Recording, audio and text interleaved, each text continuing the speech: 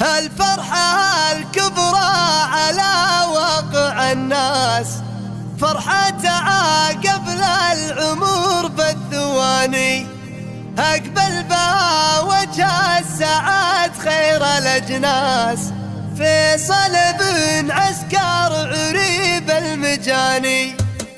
جات البشاير